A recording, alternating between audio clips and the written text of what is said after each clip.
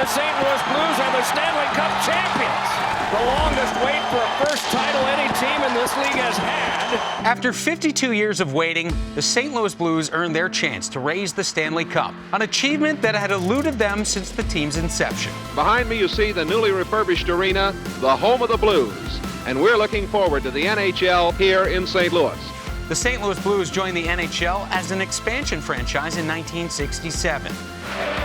The hand-clapping, feet-stomping, song-singing fans in the St. Louis arena saw their Blues dominate the NHL's West Division. Led by Scotty Bowman, the Blues made 3 straight trips to the Stanley Cup Final from 1968 to 1970. Unfortunately, each of those appearances ended in heartbreak. The game is over, and the Canadiens win the Stanley Cup. Bobby Orr behind the net to Sanderson. Orr! And the Boston Bruins have won the Stanley Cup. The frustrating conclusion to what St. Louis fans had hoped would be a happy occasion. Now there was nothing to do but wait.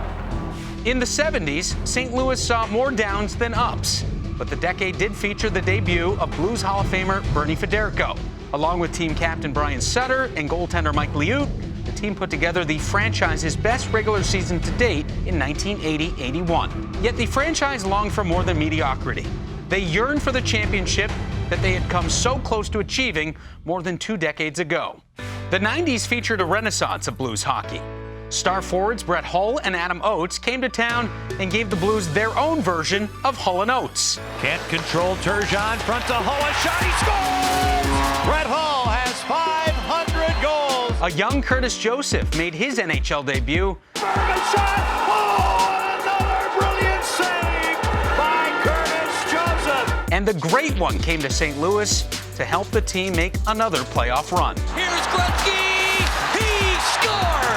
Number 830 of his career, #1 with the St. Louis Blues. The Blues became the only NHL team to make the playoffs for the entire decade. McGinnis, here's their shot, he scores! Al McGinnis, and they're going crazy! And made an appearance in the playoffs every season from 1980 until 2004.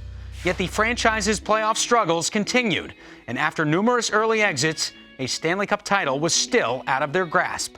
Several core players helped keep the Blues competitive in the early 2000s, but the team could still never overcome its playoff woes. People around the world deserve to know how great of a hockey town this is. At Busch Stadium, on a day when you could hardly see the arch at times, the Blackhawks walk off, having lost to the St. Louis Blues, a lasting memory for sure. Fast forward to January 3rd, 2019. The Blues found themselves in last place in the NHL standings, and a playoff run was the farthest thing from reality.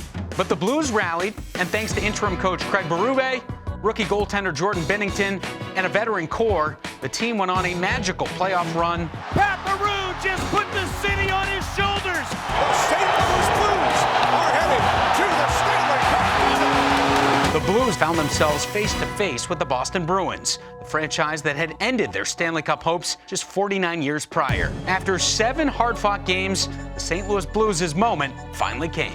The St. Louis Blues have won the Stanley Cup. The last chapter in an incomparable storybook finish for them. Nearly 50 years after Bobby Orr's goal crushed St. Louis' championship hopes, the Blues defeated the Boston Bruins to win their franchise's first Stanley Cup title. The city of St. Louis is finally home to the Stanley Cup champions.